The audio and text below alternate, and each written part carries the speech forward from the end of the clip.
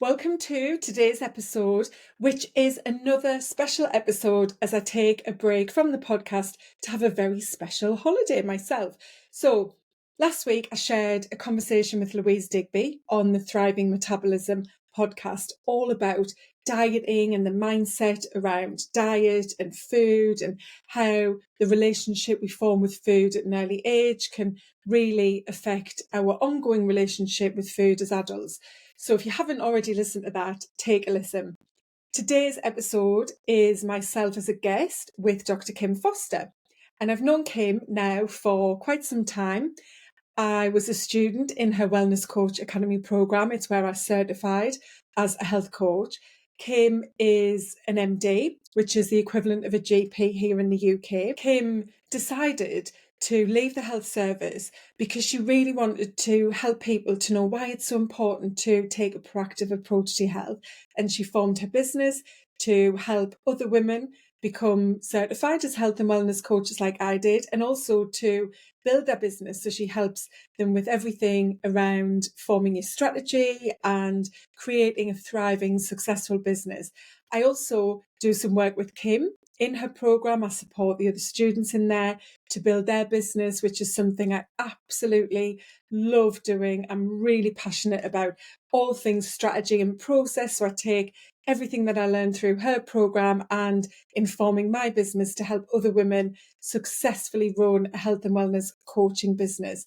So listen in, because we've got lots of interesting topics from my life at Nike, what I did at Nike that helped me to form the business and the values I have inside of Life Now Coaching, what being a CEO is all about, what I think wellness is about, why movement and exercise is so important, especially for women, and what's in my own wellness toolkit. So we dig into lots of really great topics, and I'm sure you're going to enjoy this conversation with me as a guest rather than a host. So take a listen, and if you have any feedback, I'd love you to drop me a DM on Instagram or on LinkedIn and let me know what you thought. I want to talk about what being healthy really means. I know we throw the terms health and wellness around a lot, but what do they really mean? And perhaps more importantly, how can we each start to pursue our own version of wellness? So this is exactly what my guest and I get into on today's episode. Nicola Mercer is one of the coaches on my team. She works with me inside the Wellness Coach Academy, supporting all of our students and new coaches as they are working on building their businesses. And before coming onto my team, she was actually a student herself inside my program and became a certified coach through WCA. But before that, she was a corporate girl working for Nike for 20 plus years. Now, Nicola learned a lot when she worked at Nike about the power of taking care of both your body and mind, and also why, as adults, we have a responsibility to normalize healthy living for the younger generation. We get into all of these topics and much more in today's conversation that you're going to get to sit in on. So without further ado, let's dive in.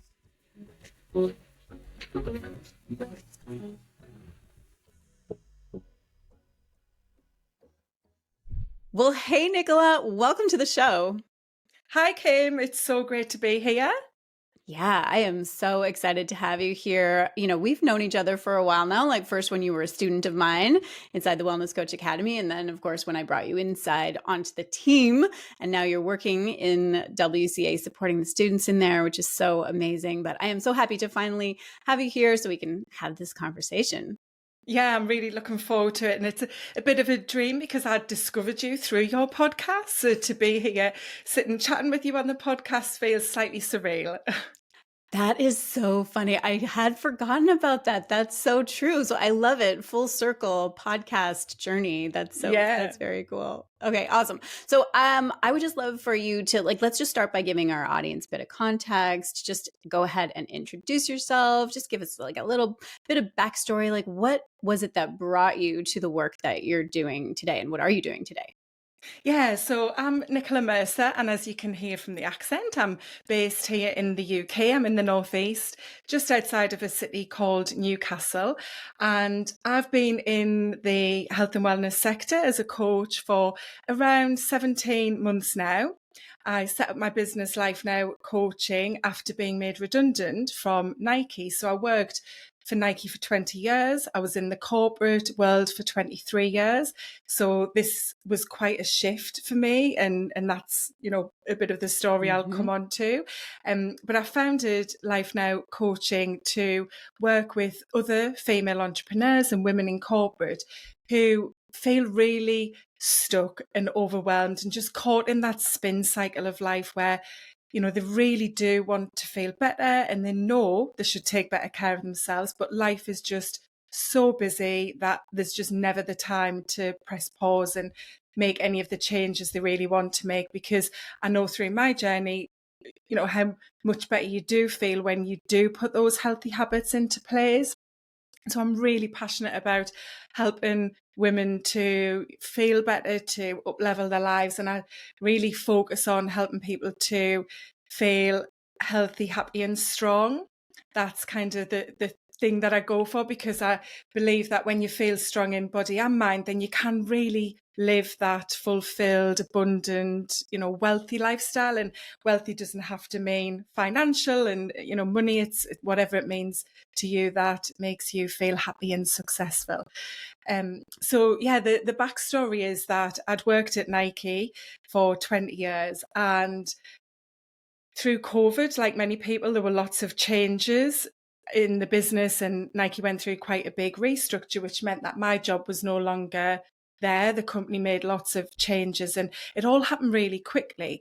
And I didn't have a plan B. I was mid-40s. I'd been there, as I said, a long time, and I felt almost part of the furniture. And it was something that I always worried about, what I would do next if there was a time when I had to leave the company. And I'd just put it to the back of my mind, probably wrongly so, because when that point did come, it was quite scary, thinking about what would come next. And because of COVID and having time to actually, I say slow down, as in I wasn't traveling and away from home as much as I used to be, but certainly to just see life in quite a different way, it made that experience of losing my job something that was very different to how I would have ever imagined it. I think if we hadn't been through the pandemic. And so I really grabbed hold of it as an opportunity to do something different with my life, because I have quite a long history of struggling with anxiety and low confidence, which actually really held me back in my career, although I was very successful.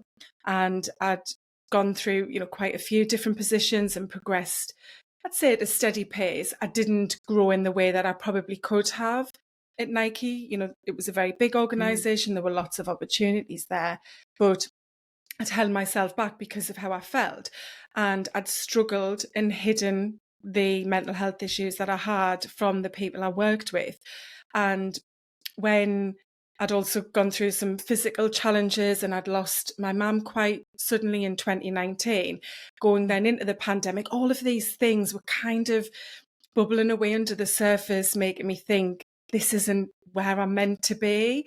I felt so much calmer and in control, being able to be at home and have that time to reflect and think about where I wanted to be, so that when I did face losing my job and had no idea what to do, it became this amazing, opportunity to really take stock of where I was at and what I wanted to do. And that evolved into where I am now, being a coach and helping to share this message about healthy living. Yes, I love that. I mean, that is quite a journey, and Yeah. sounds like you went through a lot. um, I would love to hear a little bit more about that transition, like to building your own business, right? Like that's a lot of time that you spent in the corporate world working for Nike, and then now you run your own business. So I'm curious, like when you decided to set up your business, like to take this opportunity, and that's, I think it sounds to me like that's how you viewed it, right? It's not something that you were expecting to be made redundant and to lose your job.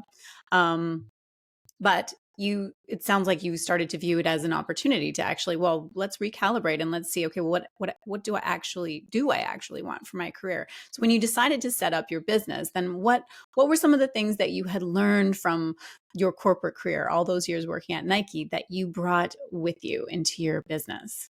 Yeah, I love talking about this actually because I was completely oblivious to the world of entrepreneurship and the people who are running amazing businesses and all kinds of different businesses out there. And I had no idea either about the world of online, business, and especially how many of us work in the health and wellness and other types of coaching fields. So, I came into it as a complete beginner from that point of view. But the experience that I had at corporate meant that I was very strategic. And as a person, I'm also very organized. I'm very process driven. I'm very solution orientated. Sometimes maybe too much. And that's something I've had to work on in this new world. But those things did definitely give me a lot of foundational skills to really be able to think about what the business would look like. And I've definitely seen, being part of many different groups of entrepreneurs and business owners over the past year and a half, that I think has really helped me to fast track compared to some, because a lot of people have a business idea and they start it off, but then they get very bogged down and the only thing they're really doing is the marketing piece. They haven't really thought through what the business is truly about, who it's serving, why it's serving those people, what you were looking for from results, and not necessarily just revenue results, but what do you really want to achieve and what does that look like, not just right now, but in 3 and 5 years' time. So those things that I'd been working on through most of my career at Nike meant that I could, even before I knew what the business was going to be, or that I was going to have a business, in fact, it enabled me to look at what I wanted from my life. And that was something that, because I didn't have a plan B, actually became the starting point of, right, what comes next? What it was asking myself what I'm good at, what I enjoy doing, what skills can I bring forward from Nike, and what am I passionate about? That's part of who I am and what I want to be in this next phase of my life. And so I think having that very, very structured business approach was really a great win and key to being able to take it as an opportunity rather than go into panic and reaction mode initially. And then, Yeah, I yeah. love that. Oh, sorry, I was just going to interrupt you just to say that is it's so important. Like I really want to highlight that because the way that you describe it, that people are very reactionary and just kind of dive straight into the, oh my gosh, I got to start marketing myself. That's why I think a lot of people just grasp at whatever seems the most obvious and the shortest route to where they want to get to. And that's just like focusing on tactics, right? Like I talk a lot about the difference between tactics and strategy, right? Like, so tactics is just the stuff that you're doing, but the strategy is really the why and what's the purpose of it and where are you heading overall. And so I love that you made that distinction, right? That it's not just about like do, like just doing the how and the nuts and bolts and like, I've got to market myself in this way, but it's really, well, what do I actually want to get out of this? Where do I want to go? And because then that actually dictates what tactics you're going to select for your business direction. But I love that you had like learned that or had that as a skill set before starting your new business, because I'm sure it's helped you a lot. Yeah, definitely. And I think having worked for the brand that I did, there was so many learnings to take from how they ran as a business. Now, some of that has actually been a bit of a con, shall we say, in that it's held me back in certain ways, because at times I feel as though I'm trying to run my business like I'm a global brand, because Nike is such a great brand that I've taken on board so much of what I was used to, the way we work there, that I'm trying to do that. And sometimes I have to just press pause, or I need someone else to do that for me and say, you are just one person, you are new in business, you can't be this great big professional brand right from the off. And so there's been lots of things that have helped me to get off the starting block, to build a business, but also to learn from and think about and, take pieces from it that are right to have in the business right now, but also to put to one side in the toolbox, if you like, to think actually they're things that I value and I think are really worthwhile having as part of a business model, but they're not something I can use right now. I need to come back to them when I am at a different stage and bigger and have more resource to help work in those ways. Yes, but not an easy thing, just like you said, Yeah. right? Because you can see you've got this model of an amazing global brand in Nike with, I mean, it's a huge company, obviously. Um, and and so it's a huge difference between working inside that empire and then starting your own thing, but being comfortable with the space, right? Between like where you are now and where you can see that things can go. Like, honestly, who knows? The sky is the limit, but it's a matter of but there's going to be a space, of course, in time and everything between where you are now and, that kind of a level. So, how are you doing with accepting and sort of being okay with that space? It's definitely work in progress. It's something Hmm. that has to be pretty much top of the mind most of the time, because it's very easy to get caught up in the tactics as you describe it, even though I have the strategy. Yeah. It has been very easy to just get into the doing and be churning, stuff out and just do all of the time. And that's been another really big, important learning as a business owner, and, you know, um, trying to juggle everything and prioritize. It's very different to when you know that you've got a paycheck coming at the end of the month and you've got the Right. security, with everything that comes with being an employee, to being a business owner. Is that sometimes you've let days go by and all you've done is, the execution, the tasks, and you think, oh, actually, I can't afford to be using so much of that time to do those things. I have to take a step back. So, yeah, it's definitely an evolution. I have learned a lot. I have changed things. And I think that's something else that's come from having the corporate background I've got as well, is that I haven't been afraid to change things. And I'm pretty good at being able to reflect on how things are working, because that was part of how our culture was at Nike. It was a very flat organization, as in, people could make decisions, put Hmm. forward proposals. You had, the respect and felt empowered to be able to speak out and offer those kinds of things. And so I think that's something which has been a huge benefit to me as a business owner, which again, I've seen a lot of new coaches and entrepreneurs struggle with. They just keep going and going. But I have taken time to, reflect and think, actually, that hasn't worked. And that's okay. That's just trying it out, because I've seen so many of those things through my business career and journey. Yes, I love that. And I know that this is true about you too, because I've seen you do this, Mm. just evolving and learning and iterating, right? Because the way that we start out is not, and it's such an interesting thing because it's sort of walking a balance. Of course, persistence is incredibly important, right? And having the tenacity to stick with things and be consistent. And we hear all of that kind of messaging, but that's different than banging your head against a wall that isn't like when you can really take a step back and say, this wall, it's not moving, I need to find a different way around, or whatever, right? Like, but learning from that, stopping the things that aren't working, do more of the things that are working, and continue to evolve and refine, and not be precious about the decisions that you might have made before, right? Like, yes, this is what I intended before, but time has now shown that that actually wasn't the right way to go. Now I'm going to just pivot a little bit and go in this new direction.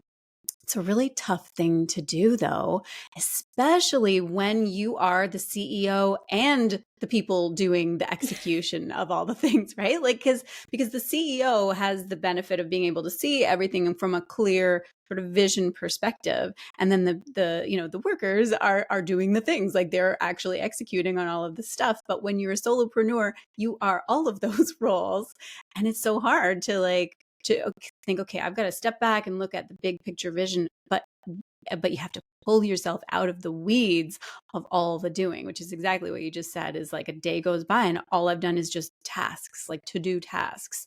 But where is the actual overall vision and strategy? So it's really like being intentional about making sure that you're putting on your CEO hat and looking at things and think, okay, is this where we need to be heading with this? Yeah, absolutely. The way you've described it is perfect because, I'm not perfect at how I'm doing that, but I do have the awareness. And so I Mhm. will step back, even though maybe that step back should have come a little bit sooner. I am doing that, and I'm aware that that has to keep happening. And something as you were talking there sprung to mind with this whole conversation around, having a very clear strategy, really being connected to what it is you're trying to achieve in the bigger picture, and then looking at how you put that into place. And that's something that is really kind of driven my coaching ethos and the way that I work and what I'm really trying to help people to do with their lifestyle and with habits, because it's the same kind of thing, and I Mhm. do actually talk to some of the people I've coached about it in this way, that it's like your life is like a business. Think of it in that way, because sometimes then it's easier to see it, that if you know what you want out of it and you have those big goals and you have that vision, and then you just get so bogged down in the day to day that you lose that, that's there, but it just gets further and further away because that day to day stuff takes over and is so, repetitive and continuous and all encompassing, that you just get lost in it. And before you know it, 3 months have gone and the thing you wanted to do to feel better hasn't happened. And it's the same in your business, isn't it? So it's been, for me, it's actually been very liberating thinking of it in that way, taking those business learnings, but then applying it, not just to when I coach other people, but to me as well, and how I develop and improve and learn from both a business and a personal perspective. Yes, I love that. I love how you drew that parallel between, like, I mean, yes, you need to be the CEO of your business, but also really the CEO of your life too. And all of Mm, these skills that we've just been talking about, the skill of being able to take a step back and see where am I headed, and are the things that I'm doing on a daily basis actually getting me where I want to go, or are they getting me further away from where I want to go? And we all need this, whether you are an entrepreneur or not. We all need to have that sense. And I guess, I mean, that's what we talk about when we say goals, right? Like having goals, but mm, it's trite. It doesn't really, like, it's kind of hard to grab onto in terms of, just setting arbitrary goals or New Year's resolutions or whatever. But it really is, I prefer this concept that we're talking about, of being the CEO of your life. Um, and that I love that there's so much crossover with that. Um, Tell me a little bit about, because I know that, like, for you, something that you feel passionate about is like health for women, empowering women to be healthy, to be active, and also how that trickles down and impacts kids, right? Like the next generation coming up. And I'd love to hear about how that all, like, why is that such a passionate thing for you in your life, in your business, in your corporate career before you started your own business? Like, tell me a little bit about what's going on there for you. So that was one of the things that I came to understand when I asked those questions as I was about to leave Nike, in terms of, what I enjoyed, what I'd been doing at Nike that I was good at. And part of what I was doing at Nike in the few years before I left was working in roles that were connected to the women's and the kids team. And a big part of Nike's mission is to inspire girls to be active and to make sport a daily habit. I mean, that's their ultimate vision: for everyone, make sport a daily habit. But girls was a big focus because um, there's a huge dropout rate of all kids in sports when they get to that kind of 12 to 14, kind of age range, as they hit puberty and start to develop and change and so on. Hmm. But girls especially have a huge dropout rate in sport.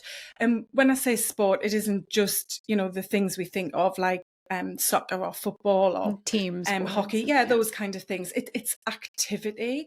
And Hmm. a lot of that is linked to the development that girls go through with the changes in some of what we'd found at Nike was, because they have to start to wear sports bras, and there isn't a lot of, I guess, like openness and awareness and just acceptance that that's a very normal part of life when they hit that pubescent age. And there's also not, or hasn't been, a lot of great product for girls to transition into, so that they could wear the right clothing to support them staying in sports.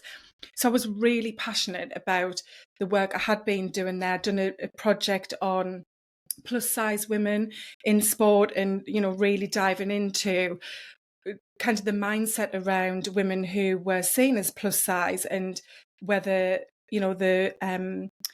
their size was holding them back from taking better care of themselves. And you may remember Nike kind of rocked the world, if you like, when they put plus size mannequins into a lot of their stores for the first time. It hit all of the news and was on breakfast TV here when they put the mannequins into their London Central store. And that was something that, having a daughter myself who's 15, I was just so committed and passionate to, because I could see through everything I'd done at Nike that there was this massive risk to children. And they actually, are doing a lot of research, not Nike, but independent organisations and sports organisations, that is looking as though kids today, that younger generation, potentially have 5 years less on their lifespan than what we'll have, because of how sedentary their lives are. And I know you've got young children, boys, and games and devices, technology is a huge part of our children's lives. You see children as young as 2 sitting in a pushchair with an iPad or an iPhone, watching something. And that's something that we really, really do have to take responsibility for as adults in our generation, because I certainly, feel heartbroken at the thought that my daughter might have a much shorter lifespan because of the way her generation are being brought up and the cultural changes that are happening. So I really feel that, even as women, our generation, we struggle with movement and sport as well, because again, we've been brought up in a time where we also dropped out of sport, and it wasn't very normal for us to be active and do things. It's only really been over the last, say, maybe 10 years that we've seen a lot more women included in fitness and exercise, and lifting weights, for example. That's still quite a new thing, for women to be at the gym and not necessarily deadlifting, but even using dumbbells or something like that. So there's a lot of women around the 35 plus age range, all of the way up, who haven't grown up in an era where exercise and taking care of yourself is just part of life. And there's also a lot of men who are not active, but it's much more normal for men to stay in sport up to an older age, and to have activity as part of their general lifestyle. So, one thing is that I want women to be better, because I know we have to take care of ourselves. I know that, heart disease now is the biggest risk we've got as women. It's no longer breast cancer, it's heart disease, and the majority of that's caused by lifestyle factors. But we as women, and usually because of that, are the kind of the head role, if you like, within families. We're still culturally in that way. We can therefore have the biggest influence onto our kids. And, especially for girls need role models. That was something at Nike which we talked about a lot, because there's a huge gap in girls having iconic women to look up to, not just in sport, but outside of sport. When you ask women which female most inspires you, they really struggle to answer that question. I know I've certainly asked it in my community before. And even myself, it's something I've often struggled with. And when you look then to sport, there's very few really strong female athletes that girls immediately go to, whereas boys, it's Cristiano Ronaldo or whoever else, maybe depending what sport they're interested in. So we really have to normalise healthy living and value ourselves. And this is not just about sport at all and exercise. It's about taking care of yourself and being healthy, because what happens is when girls or kids drop out of sport at school when they get to that age where they're able to choose, it doesn't just mean they're not active. It means that they start to becoming healthy in lots of other ways. We're still not helping to bring kids up knowing that they should talk kindly to themselves and support themselves and celebrate Yeah. themselves and think about the food that they're putting into their bodies. And, these days, obviously, mental health is a huge thing. And we see lots of kids struggling with anxiety and other mental health challenges. And we haven't, normalised that because we're still not at that point as adults either. So I know that's a lot there I said, but that's, what it's really all about is taking what I did in my roles at Nike and what I know and understand is a real critical, I guess, point that we're at in our world and culture, isn't it? In that we have to really, not have to really, but we must improve our health because we are at risk of a health pandemic because of lifestyle factors. So, I think as women, we can really show the way to kids of just how normal it is to take care of yourself and how normal it is to practice all of these different, wellness tools that you might want as part of your lifestyle to help you feel better. Yes. I mean, what you've said is so important. And I really like your use of the word normalize, because I was thinking, as you were talking, I was thinking it's so true, of course. Many of us are aware of this concept of that kids are active and they're in sports. And, it's like a longstanding joke about how parents are always driving their kids to different sports. But then why do we all just stop? Why do people stop playing sports or being active, or when we're no longer kids? Like, what's going on there? I think it is, I mean, I'm sure it's really cool that Nike was doing a lot of work and research and all of this into this topic, but I'm sure that so much of it comes down to that it's just normal. It's just the normal pattern of life, is that you do sports and you're on teams and things like that when you're a kid, and then when you start to grow up, you put those things behind you and then get down to like work or serious things or whatever. Or if you're not going to become a professional at that particular sport, then you just leave it, right? I think that there's maybe a lot of that too, right? I don't know, what do you think about this? We only put kids in sports because we have like this secret desire that they're going to actually go on and become professional, and then they're going to be the next Wayne Gretzky, or whatever. But Yeah. less emphasis on just like the fun of it, the skill of it, the team of it. What I don't know. What do you think of that? Yeah, definitely. And one of the things that Nike were focusing on was making it about play. So that Yes. sport is about play, it's about fun, it's about enjoyment. And certainly here in the UK, the education system really deprioritises sport. Sport is the first thing that goes off the curriculum when there's, for example, practice needed for a school play, or there's a parents' evening and they need to set the hall up, then the PE lessons are cancelled. The weather's bad, so the PE lesson outside's cancelled in the summer, and they don't do anything alternative inside. It's just not done. And there's so little activity encouraged. And I think there's just this message coming through because of that it isn't part of life, that you Right. don't need to move in. As I said, it's not just about the movement, but movement and being involved in things like this is about more than the benefits you get from the exercise itself. It's about being part of a team and a community and what that does for your well-being and for you and your development and confidence as well.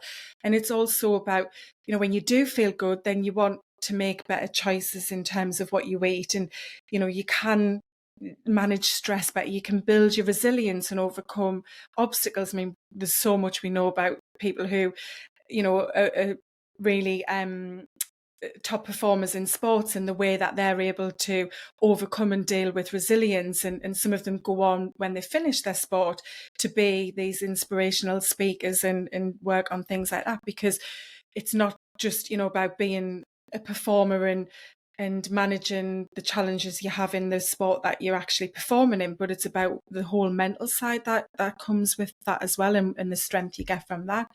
So I think, there's definitely been that mentality of, be in sport if you're going to potentially be good enough to be paid and do it as a career, as a pro. And if you're not, then what's the point? And again, I think with the world we're living in social media, that's something we've got to be even more careful of, because Even kids are more. aspiring so much to success, only being when you are one of these massive influencers, or, a, a huge follower, or someone with an account with huge following on social media. And, that's what matters. That's what's going to bring you the happiness. So, yeah, I think we've got to be really mindful about the full package of what healthy living is. And that's why, I'm talking about normalizing it, because I just want it to be not about moving your body only, but that's part of a holistic approach to wellness and what it means to feel good and take care of yourself.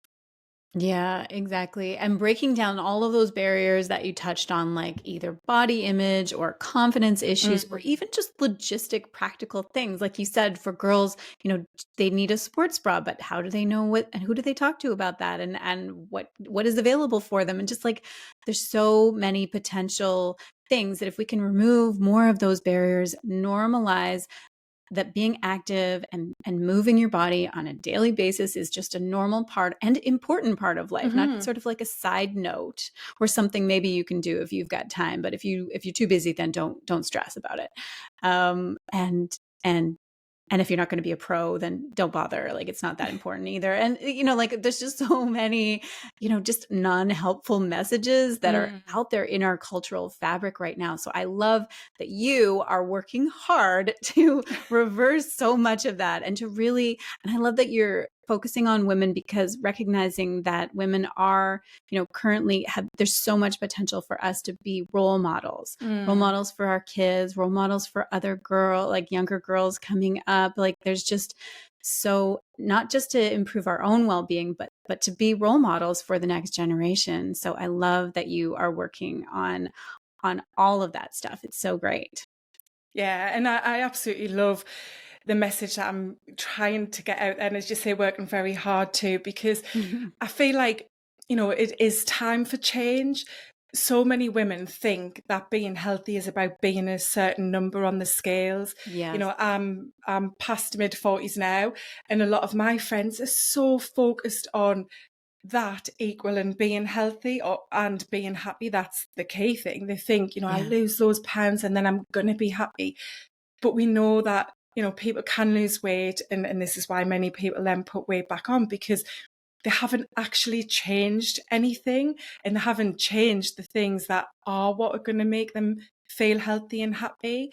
And, that's something we've got, again, to take responsibility for as adults and as women, that we don't pass that on to that younger generation, because we are living in this very busy, very noisy social media world where, we see the influences that are out there and are coming through to our children.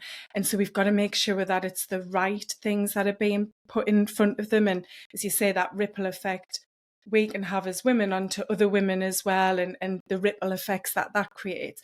That's, how we're going to make change. It's a bit like the whole grassroots analogy of sports. You get right in the grassroots, and yes, it takes time and you need volume to create change, but that will come, and you've got to start. And then I think we are at a point where that is beginning to shift now. Yes. Yeah, absolutely. And it will take time, but that's why we keep on moving forward. So that's great. I mean, before we sort of wrap up, I want to ask you two more things. I want to know, from your perspective, Nicola, like, what does wellness mean to you? We use the word wellness a lot. We all kind of have a vague sense of what it means, but what, to you, from your perspective, what does wellness mean?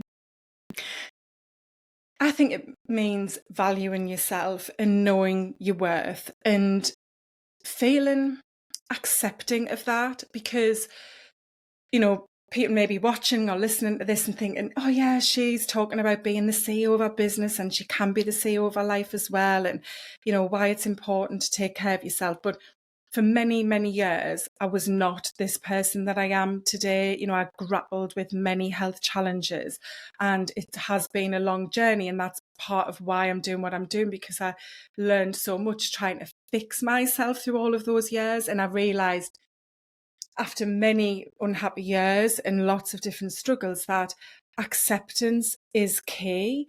Is that it's when you value yourself and believe in yourself and you build that self-love, which I used to think was so cringy when people would talk about loving yourself first.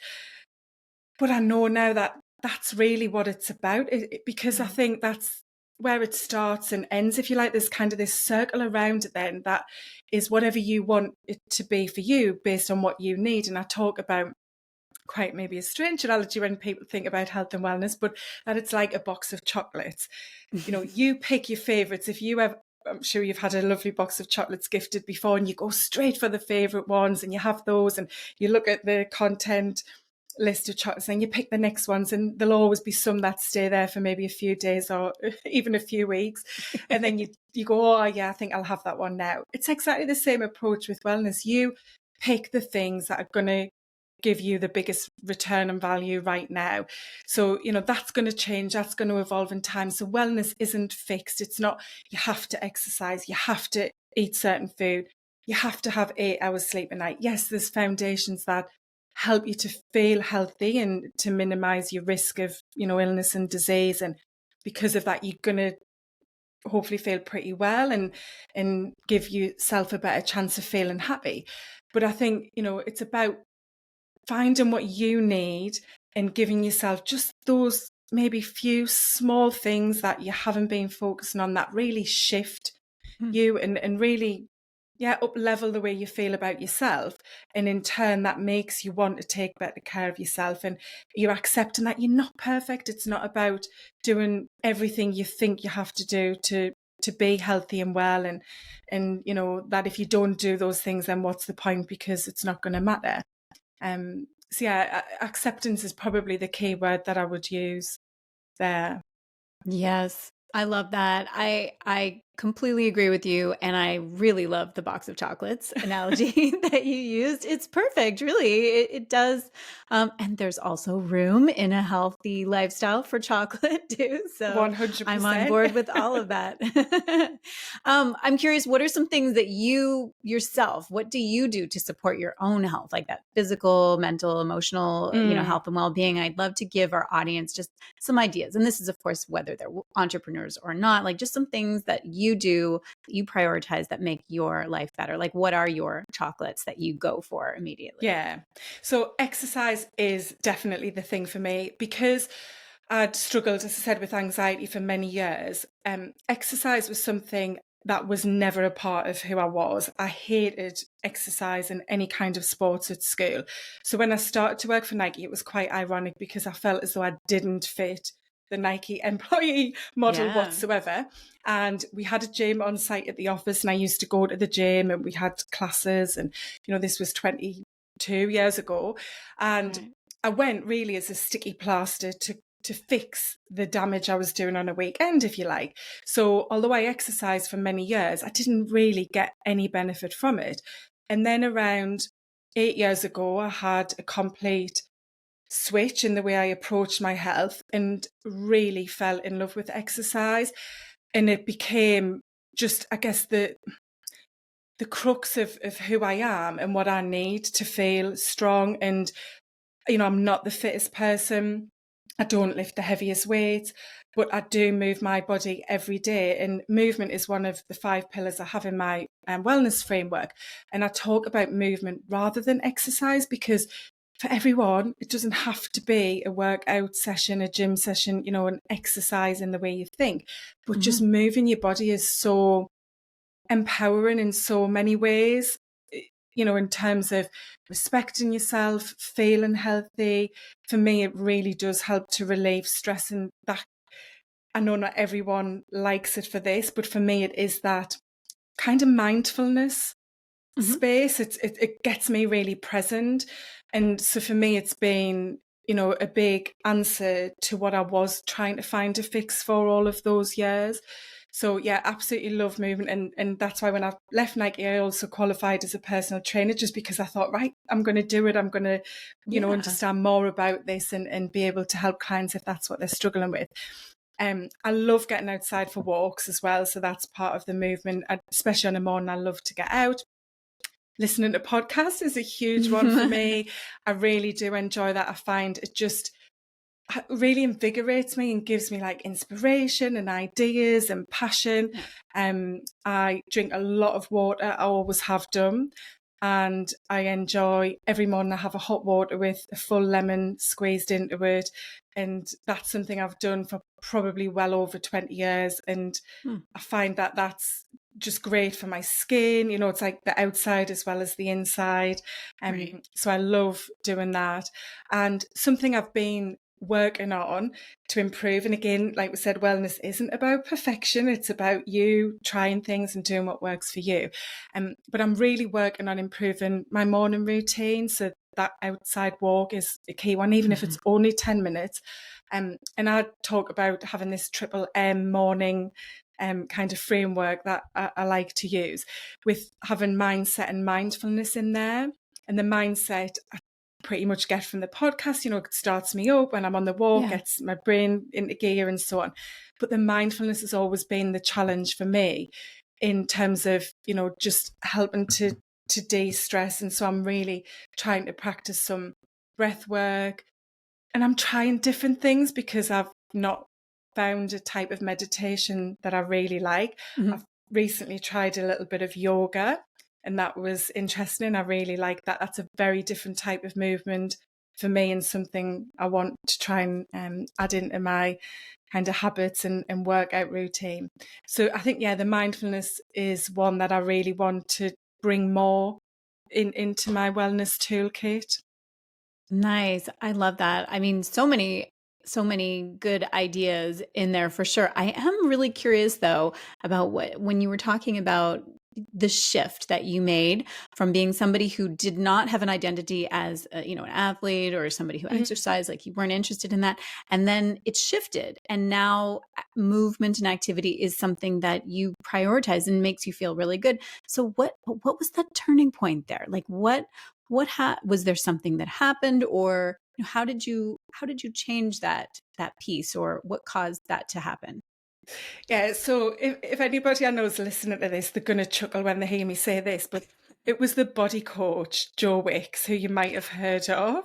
So No, I'm a I haven't. Is that in really, the UK? yeah. So I mean, he's Okay. pretty global now, but he brought out this program. He was very new. I hadn't heard of him, and he brought out this kind of 90-day program for weight loss and fitness, but with a very, very different approach. And Hmm. that's evolved a lot over the years. He ran this whole PE with Joe thing through the lockdown, where every morning he would go live on YouTube and do PE for families so that kids, while they were at home from school, could still move every day. So he's got this huge mission, which actually is I guess what really did shift me from just being someone who knew I should be taking care of myself and knew I had to feel different and that I hated feeling so low and unhappy and unconfident and so on. That journey really started with that, because when I started that program, the way that I ate changed and my relationship with food completely changed. I had a Mhm. much healthier relationship. I no longer counted, worried, talked about naughty food, treat days, off days. That shifted. The way I worked out shifted. And I just really fell in love with working out. And everyone I used to work with at Nike used to laugh because they'd call me like the body coach 2.0, because I'd take the classes in the gym at work and I'd give everyone advice on what to eat. And I was that ambassador, which is why when the redundancy came about and I was, chatting to someone and they said, think about what you love and what you do and what you enjoy. And it was like, that's it. That's what I already do. I already help people to feel better and to take better care of the health. So, maybe that was the shift really. And I think Hmm.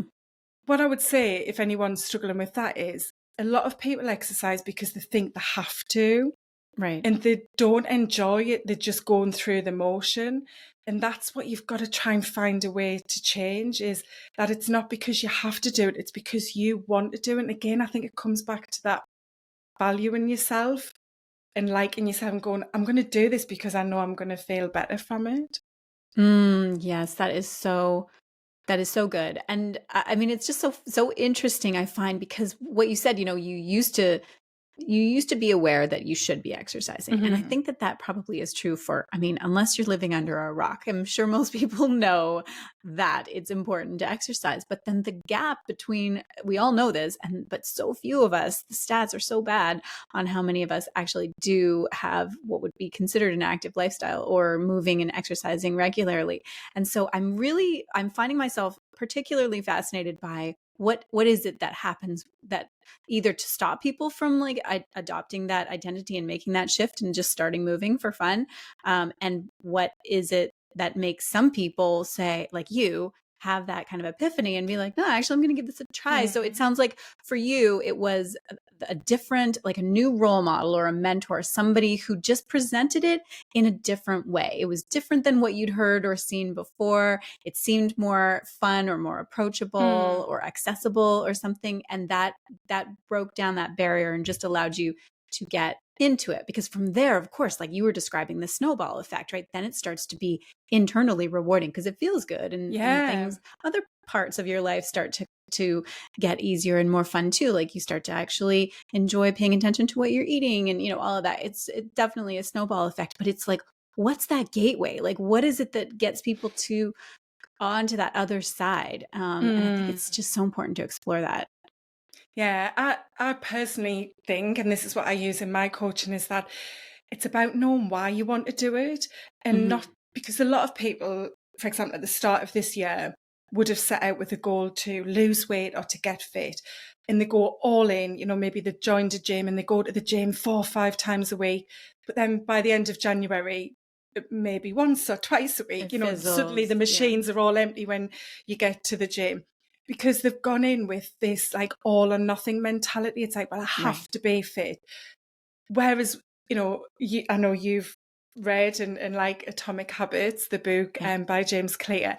It's all about starting small and making it your identity, and finding something that you enjoy, but that isn't about, I have to do this. It's linked to that why. Like, why do I want to be this person? Why does that matter to me? Why should I exercise? Because if you go in and just saying, yeah, I have to go, I have to do it, I have to Right. lose weight, or I have to be fit. It's what people do. I have to work out 3 times a week. It's not going to stick. And that's when I don't think you get the results either, because energetically you're just not into it. You're not enjoying it and you're not attached to it, and it becomes a drain and something you resent, really. And so you're not getting the output, which is that, self-belief, self-worth, the confidence, the strength, the happiness coming from it. And that's why I think a lot of people then turn their back on something like exercise, because it just feels like a chore. Yes. Yeah. It feels like something that they're supposed to do, that they have Mm. to do. And I think human nature makes us resist, you know, doing things that we think we're supposed to do versus something that you're Mm. actively choosing to do. Like, I value myself and I am choosing to do this. I mean, it's just such a fascinating topic. And I really, I'm excited to kind of explore that even more going forward. And I just love the work that you're doing. I mean, this has just been such an awesome conversation. We could talk for hours. I'm quite sure. I'm so glad that we finally like set aside the time to actually record this conversation. There were so many awesome takeaways in there for people, and and that's whether they're building a business or just looking to find a healthier way forward to embrace their own wellness and healthy lifestyle. But before I let you go, of course, like tell us where people can go to learn more about you and connect with you. Yeah, so I like to hang out on Instagram. You'll see me in stories a lot. So I'm on there as lifenow_coaching. If you Mhm. just type in life now, it'll pop up. And I'm also on LinkedIn, because part of what I'm doing is working with businesses and really trying to get out and speak about, what I've talked about today, so that we can share that message to more people, and really try to embed wellness into the workplace as well. So you can find me on LinkedIn as Nicola Mercer, or I have the Life Now coaching page on there. And, I've got the website, lifenow.uk, and I have the podcast as well. I was inspired by you to set up my podcast, Live Healthy Now. And that's literally about what we've spoke and discussed today, is unwrapping what being healthy really means, and giving people different chocolates for their chocolate box every week, so that they can just hear different things and think, yeah, that's something I need, or maybe no, that's not for me, but maybe it might be for someone they know, or something they can come back to later, and just really breaking down what being healthy is about. So yeah, you can find me in those places, and if you do come and have a look, then let me know that you've listened on Kim's podcast. Amazing. Yes. And I'll put those links in the show notes for sure so that people can find you easily. And yes, absolutely. I love that we have to get this message out, your message. And so if anybody is listening or watching who, is in like a corporate situation, or is an entrepreneur, or really just wants to, help with furthering this message and benefit from all of this stuff, then definitely get in touch with Nicola. So yes, so amazing. Thank you so much, Nicola, for being here. I hope you enjoyed sitting in on my conversation with Nicola. I would love to hear your thoughts on what we discussed. And I'm curious, is exercise a regular part of your life? Do you move your body on a regular basis? And if you do, I would really love to know why you do. As Nicola and I were talking about, it's really interesting that some of us exercise regularly and some of us don't, even though we know we should. And I'm just personally interested to hear more about why that is. So if you're watching on YouTube, drop me a comment below this video, or if you're listening to the audio of this episode, then just find me on Instagram and let me know. I would love to hear from you, and I would love to continue the conversation. Okay, that's a wrap for today. Have a wonderful week, and I will see you again very soon.